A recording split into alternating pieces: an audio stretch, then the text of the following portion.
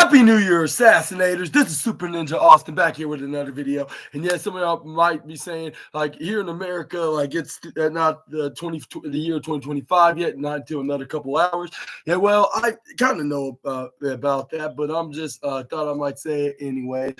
Just to bring in the holiday spirit, because I'm back here for the final SNA podcast video of 2024. And yeah, and I got my lucky shirt on that I got for Christmas, which it shows a picture of the big nose beagle wrapping mayonnaise man.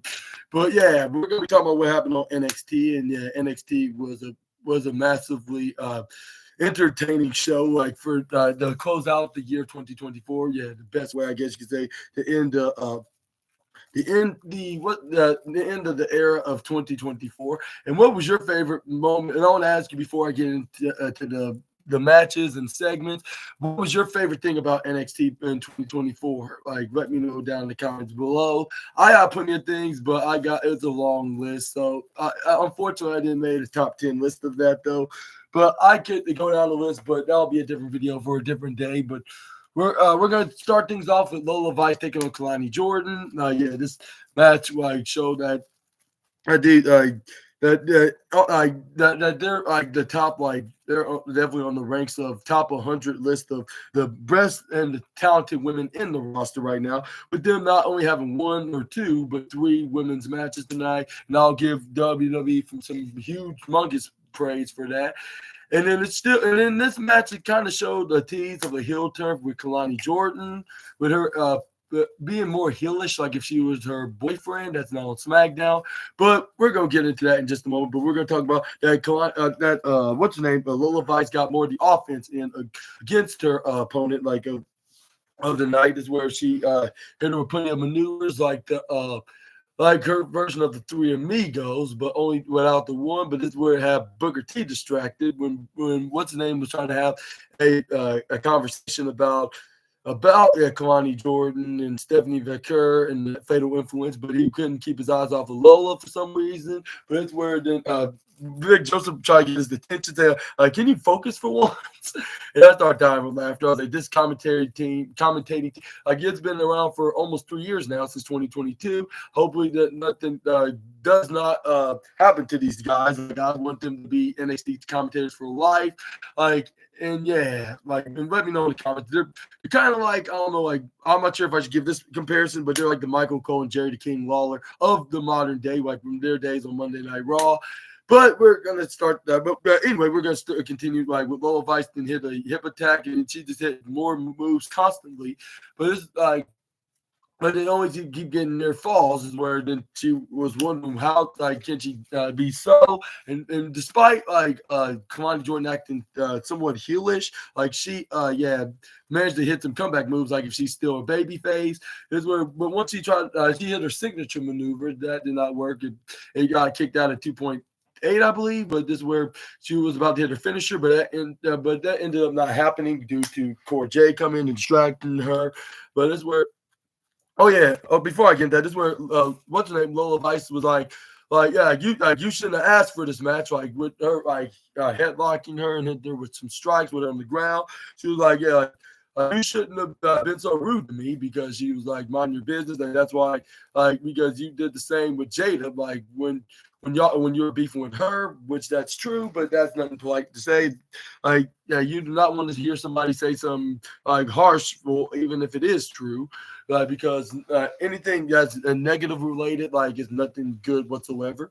But it's it's kind of like gluttony, but more of being in a bad spirit. But anyways, this is where we got, Core J was distracting her, which was a little Vice trying to come in and attack her, but try to grab onto Kalani Jordan, but Kalani Jordan dodged out of the way, hit her with a roll up with her, landing her whole body right in front of her, when she was down on the ground with this wheelbarrow spider standing pin. That would look pretty impressive by the former North American champ.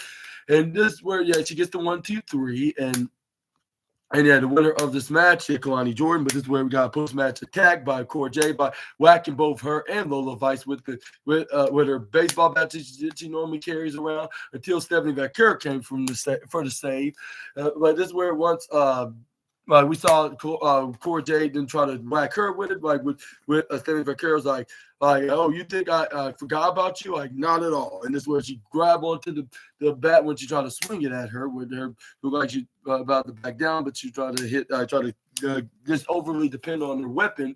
But it's where she pulled it away from her. She's like, nope, not this time. This is where she's trying to run away, but it's where she got blocked by Lola Vice. She's like, where do you think you're going? And I was like, yeah, Cora, like, you shouldn't have been making a lot of enemies. Like, I bet your idol wouldn't be doing this. Like, as a matter of fact, she's not doing it. If anything, she's getting some attraction, but everybody wants to face her. But that's a different video for a different day. But this is where Lola Vice tried to go for a back fist, but Cora Jade ducks out of the way, and she accidentally hits Stephanie Vaquero right into the jaw, which she was constantly keep apologizing. Even when they went backstage, is where Stephanie Vaquero was like, all right, I get it. Like, you don't have to keep apologizing to me. And this is where they lead up into an argument. And this is where they do like, but why did you quickly try to hit me? I mean, try to go for the move anyways when Cora was expecting it. This is where Lola Vice was like, I don't know. This is where then what's her name was acting heelish like she normally was, and this is where then she's like, oh, like, yeah, it's not. Yeah, like, now you're understanding my pain now. Like, and this is where she started being an instigator. This is where then Lola Vice was like, will you stay out of this for right now, Kalani? I'm helping right now. That's where Kalani was like, yeah, like you. Yeah, of course you would say that, but and again, I hate to break this to you, Lola and Stephanie, like, but y'all both deserve this. This is where we got Stephanie Vaquero shoves her. Like, what's that supposed to mean? And this is where she's what made you say that? This is where Lola Vice like, yeah, this is where the new got into a fight. Luckily, the referees got there in time to break it up. But it's where we got what's her name? Ava went to Cora Jade, and this is where she let her know that she will have a that's where then she was like, that's where then Ava was like, well, like, we're trying to figure out who could it be, like, who could it be, like, to we're wondering who could be the next challenger for Fallon Henley's Women's North American Championship. That's where then Cora Jade was like, me, obviously. And that's where then Ava was like, yeah, of course you would say that. I figured you would. But first, you're gonna have to earn your spot of being number one contender. This is where Cora Jade's like, okay, who do I need to go face? And then she was like, well, we got 1, 2, 3 angry women right there about to get into an altercation. So it's going to be them, like Kalani Jordan and what's her name? Stephanie Vaquero and Lola Vice and you in a fatal four match. Winner gets to get a future shot at Henley's North American Championship. And she wished her good luck. But this is where we also got so got some awards like that's been announced, like, which I can tell you, like, all the awards, like, with the most the shocking appearance of the year, which there was won by Joe Hendry, which he kind of teased that he could. That won't like his last time that he was in NXT won't be the last. Like, and you will be seeing him in the future in 2025. And wish everybody Happy New Year, along with Josh Briggs doing the same, with him getting the match of the year, when he faced Obafemi and Dijak for the men's North American Championship. And the tag team of the year goes to Nathan Frazier and Axiom, and then the women's goes to Roxanne Perez. And let's just say we didn't get a chance to hear who was the actual winner of the men's NXT of the year, which we saw a couple of them that was possible candidates, but this is where we move on to the next slide. We got to the next match. It was who was it? It was this is where we got some video. We got video vignettes, like not video. I mean, video messages from what's his name, Joe Hendry, and what's their names, Josh Briggs. In case if I didn't tell you that before, but yeah, like, but what are your thoughts onto this match this match between Lola Vice and Kalani Jordan? Like, and do you think this deserves a number 1 or number 2 spot? Which I hate to break it to you, I'm just gonna have to give it number 2 of the night, which is gonna get the silver trophy. But this is where we got a vignette of what's her name, Julia, like saying that, yeah, she would, she'd been an international sensation, went. She went all around the world, including wrestling in Japan, and even winning and winning championships from each promotion that she wrestled in. I think that was the case, even though I haven't really watched her matches in Japan, but I would say, me personally, I think that she probably did very terrific. But that's where that she told, yeah, she had, now she nearly had one against Roxanne when she finally made her official debut, but she came up short at the season premiere edition of NXT on the CW. Is where that she but she managed to bounce right back into the 2 months later onto the what's that the Iron Survivor match, and she earned herself a spot for this match next week. And I want to ask you, who's going to be winning this match in LA next week? Let me know in the comments. But this where.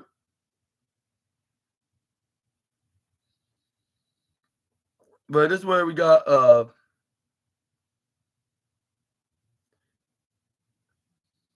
this is where then we got what's the name?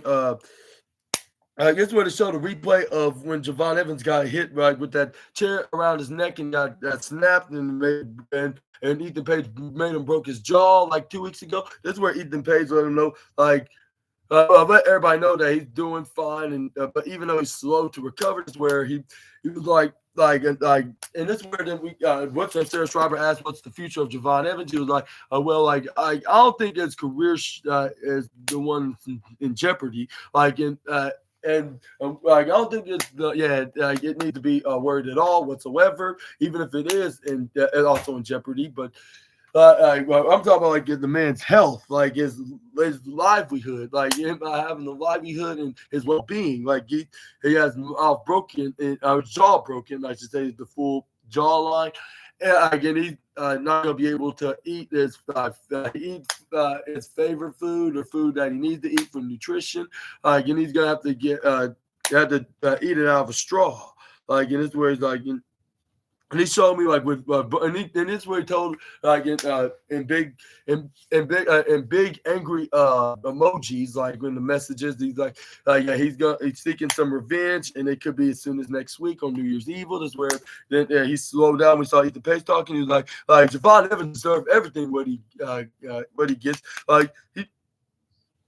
And this was why don't you give him a response back saying saying stay away from all ego. And this is where Cedric Alexander did not take that as an answer. He just hit him with a big right hand. He's like, I'm gonna say this with in response, and this is where he hit the big right hand. They were fighting each other all around the backstage area until they finally got separated, when the powerful force in all of professional wrestling came on, and that is the commercial break, when they got right on the stage of the third place onto the bronze trophy. But this match was likely underrated, if you ask me. But it's where we get Ethan Page go for a knee buster. It's where we got Ethan Page then start going for a knife edge chop right onto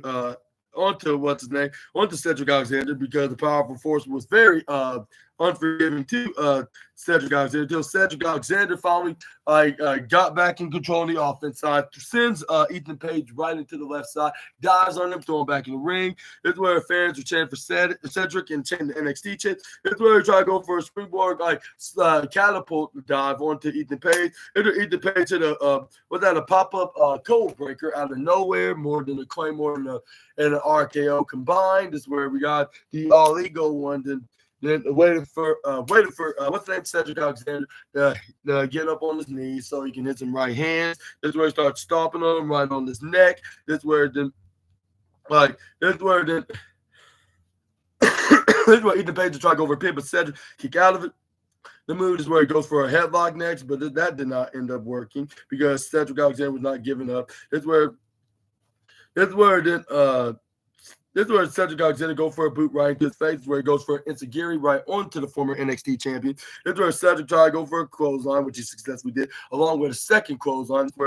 This This is where Javon's kayfabe uncle picks up Ethan Page after trying to go for a kick into the gut position, but this is where once he got him in the shoulders, he gets elbowed right into the head. Ethan Page try to turn it to Ethan.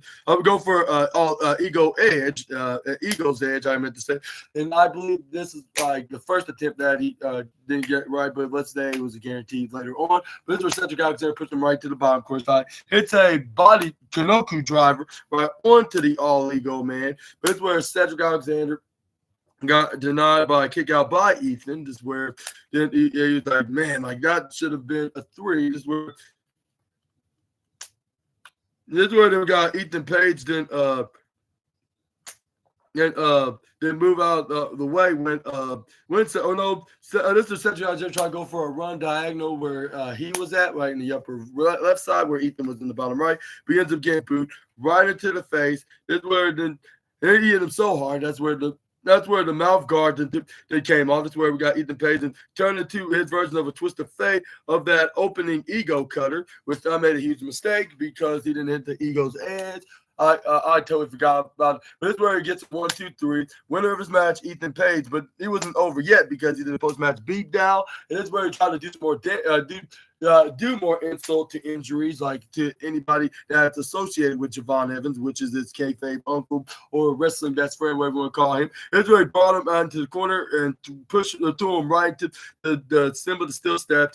This is where then he went under the ring. He got a chair. He was like, maybe I should do the same way I did to Javon. Like, no, I have a better idea once he saw the red toolbox. That's where he grabbed onto Cedric's hands, put his fingers right onto the line where you shut it at. That's where he shut the what's that called?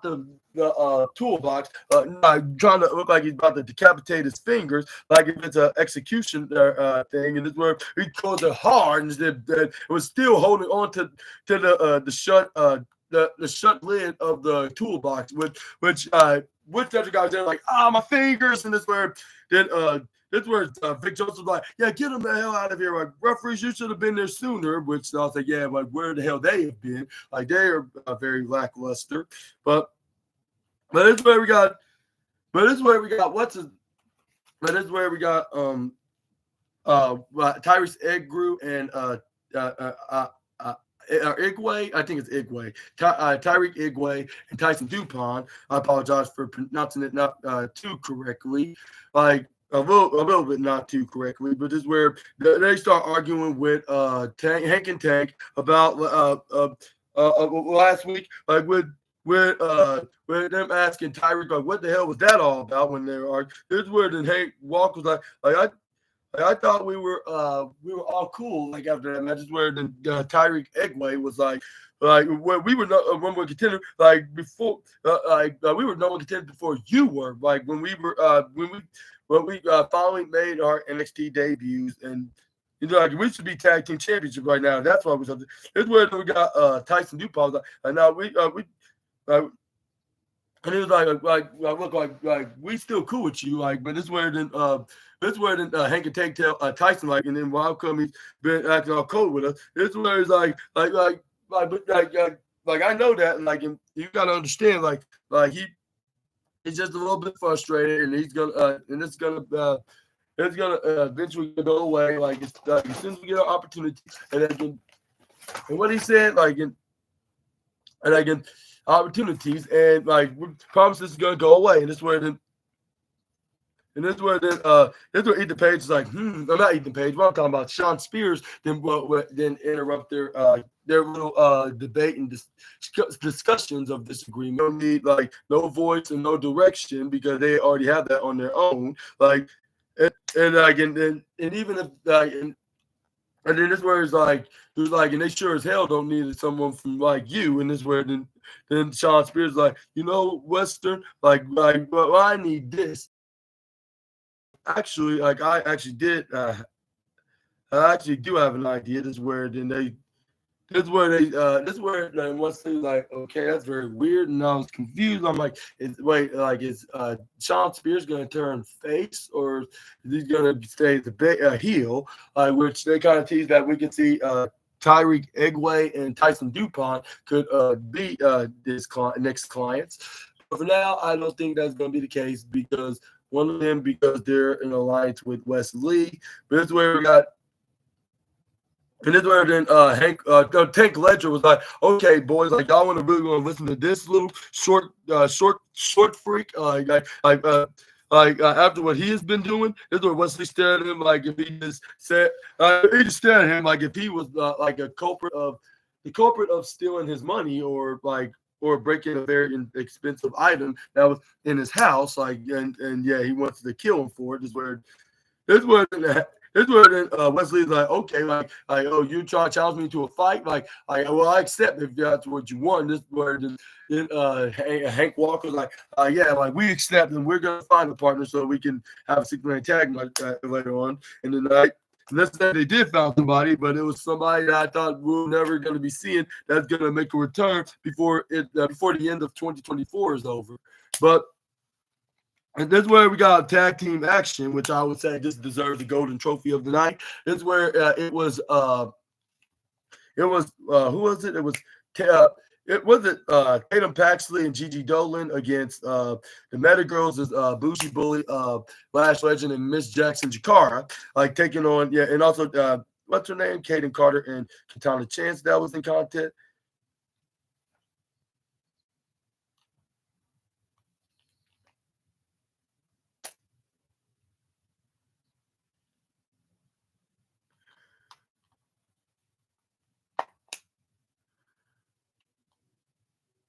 And let's just say, this women's tag team match, the reason why I get number one, because it shows that every woman involved, including Tasha and Kaden Carter, had something to offer here. And I hope that we can see the same, with some teeny bit of changes with Katana and Kaden once they get back on the main roster and actually have them have something for them to do. I mean, at first, they did have something for them to do, become tag team champions, but they should be generally making appearances and bring some interest in the show and not being in predictable matches, whether if they're going to be squashing or being squashed by the main stars. But this is where we got a pretty cool spot with Kaden Carter and Katana Chance, but they were the legal women.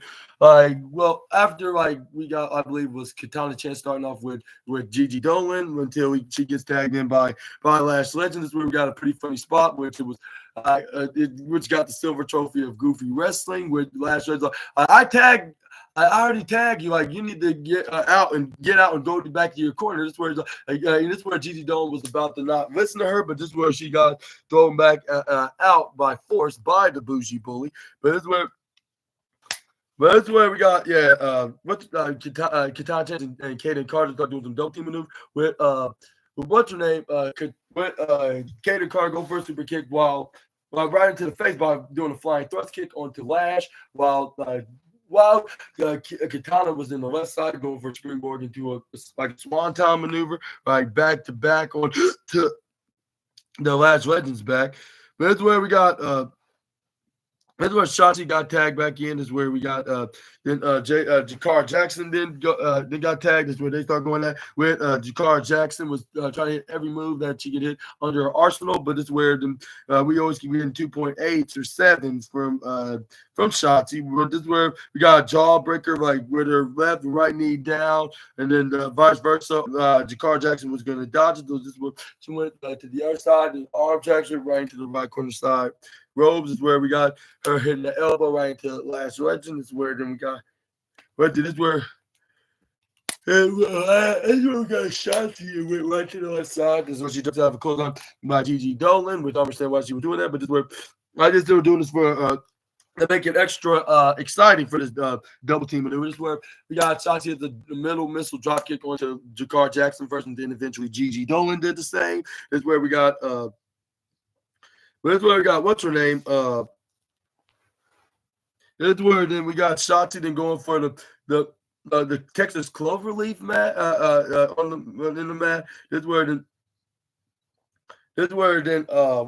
then she nearly got that's where she nearly got Jakar Jackson, but this is where Jakar Jackson with the remaining miracle that she had, all thanks to the mighty God, I guess you could say. This is where then she drop kicks her off of her. This is where then she kicks her again. Once Shotzi try to come back and try to regain her. This is where she gets tagged in by Kaden Carter. This is where the Kaden Carter got right into the corner. This is where we got Kaden went right to the right side, hits a boot right into the face on the Shotzi. This is where and Kaden was like, yeah, that was very easy. I was expecting that she would move out of the way. This is where we got her partner Gigi Dolan came in, and this is where she tried to go for a clothesline, but this is where we got Gigi Dolan ducks out of the way. This is where we got. This is where we got. This is where what's her name? This is where we got what's her name? Kaden Carter's like, all right, girl, not Casey, what's her name? Katana. And she went for a diving corkscrew onto both of the members of Gigi Dolan and Shotzi, and I said Tatum Paxton. You know, she was in ringside. It was Shotzi team with Gigi Dolan, but that's where we got Lash Legend nearly threw what's her name?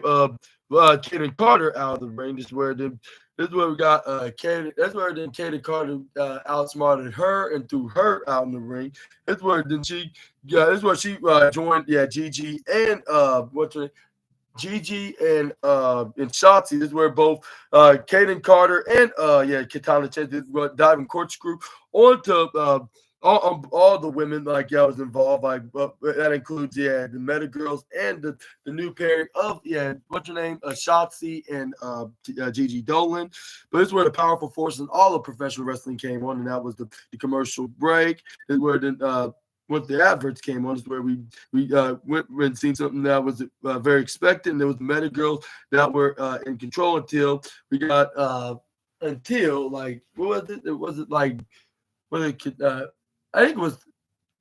I'm trying to think. I think it was Katana Chance that tagged in what's her name? Gigi Dolan. This is where Gigi Dolan started going for a comeback on the Lash Legend until she tried to go for a signature move. But this is where we got Lash Legend and hit some right hands right into the Gigi's face. This is where Gigi goes right back. This is where they hit each other in the face until to the point that they went to their corners respectively. Well, not in their own corners, but Lash Legend was at the bottom right side, and then we got Gigi Dolan the upper left diagonally, in the diagonal corners, I should say. This is where we got what's her name? That's what we got. What's her name?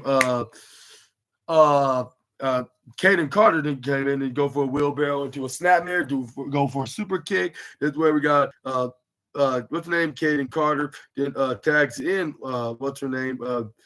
Tagged in what? This is where we got one of the things that Vic Joseph said that I thought he never would say. And that's where he was telling Booker T to get his popcorn ready. I was like, I'm surprised he didn't talk about his candy too, because you normally have candy. But this is where we're about to have a finish with Katana and what's her name? With Katana and what's her name? Katana Chance and Kaden Carter. This is where they did their maneuver with Katana Chance was holding on to Kaden, went up in the air. This is what she looked like to do a cartwheel for doing a splash. They would have probably gotten away with this if it wasn't for those meddling girls. Like one was the Miss Jackson girl. This is where we got the other one was the Bozzy, the meddling Bozzy, I guess you could say, that came in for the save. This is where every women were down after that spot. This is where fans start chanting, "This is awesome." But yeah, which I said it's like 13,000 times, if not 14, 15, or even 16,000 times, like that. That the women's division is the most prestigious one in NXT history. This division, in overall in wrestling as well, like that, where all the girls would love to wrestle in. But this is where we got. That's where we got what's the name? Got hit with a right hand by Katana, like Jakar Jackson did. Like once Katana was back in the ring, this is where she gets tagged right in the back by Kaden. This is where Kaden goes for a roundhouse kick once she was trying to run up to Katana. This is where she goes get the kick, and she goes for a kick. This is where she goes for that kick. Like when Katana got, this is where then we got them hit their dives, their splashes onto Miss Jackson. That's where then we got this is where she sent Jakar Jackson right to the upper right side, where she tried to go for a spear, but she hits head first right into the turnbuckle. She gets tagged in by the Bozzy Badass or was it Gigi Dolan?